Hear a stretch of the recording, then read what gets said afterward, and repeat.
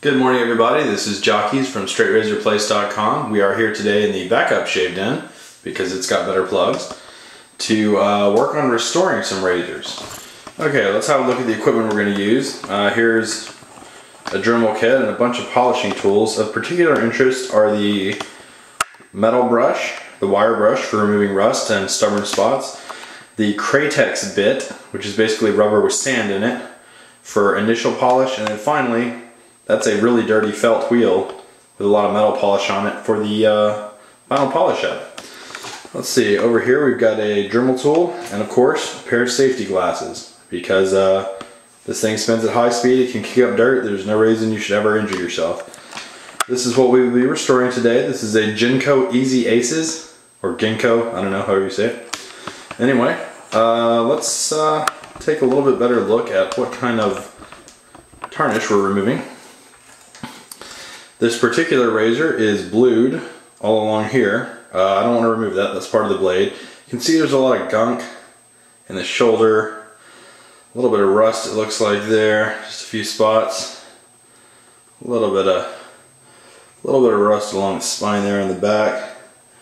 The jumps of this razor are actually surprisingly clean. So we're just going to clean that up and try and polish the blade a little bit. Anyway, let's see here. Okay. Now, of course, always wear safety glasses. The first thing we're going to use is the wire wheel to remove dirt and just built up crud and whatever else might be on there, including rust. The wire brush is really, I think, one of the best tools for removing rust from metal, not just for razors, but for almost anything. Anyway, start out here at a low speed for the wire brush.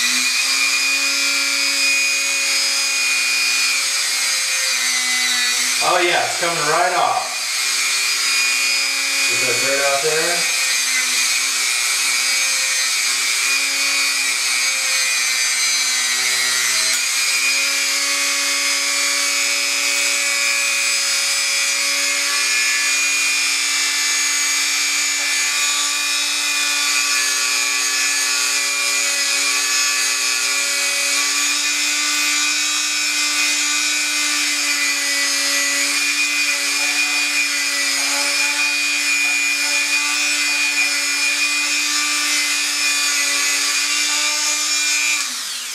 Okay, there we go. As we can see, the rust is pretty much gone. All the major stains are off the blade. Now it's time for phase 2.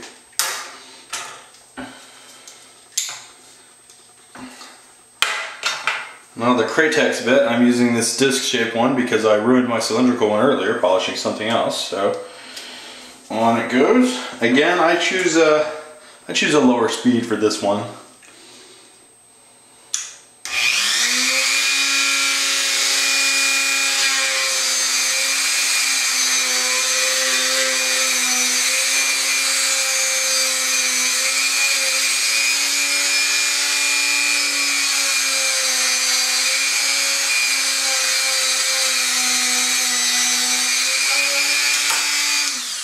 Okay, that fit nicely in the hollow of the razor. You want to be careful when you're working with these that your razor doesn't ever get too hot to touch. Arguably the beginning of ruining a temper point on iron is well above 250 degrees. I want to say it's like 425. Anyway, as long as it never gets too hot to touch, you're safe. So that's the guideline I go by. Probably you could take it a little bit further, but why take risks? This is just some polishing compound that came with the Dremel kit. I suspect it's some kind of rouge. Who knows? Anyway, just get a little bit of that on there.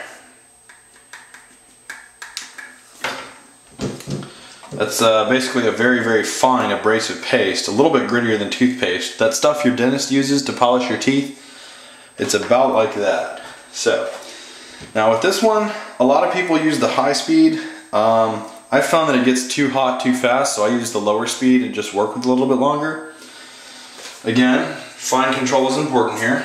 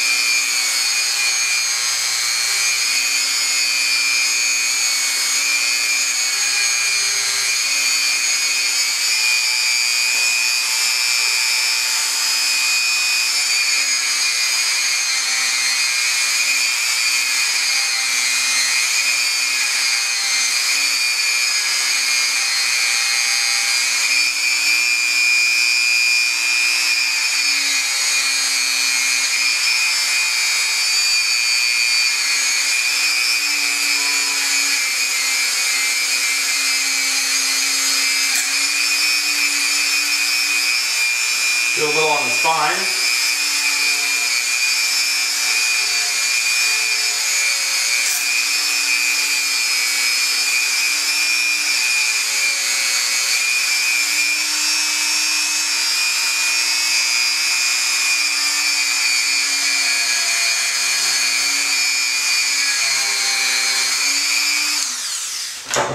You'll notice that I was periodically touching the razor to make sure it wasn't too warm. Let's just wipe it off a little bit here. Yeah, I got some polish on the blade still.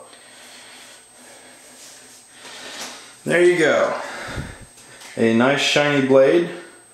Not perfect, and I may go over it later with some even finer polish, but certainly not the grimy mess it was just a moment ago. Anyway, once again, this has been Jockeys from StraightRazorPlace.com, and I hope you learned something.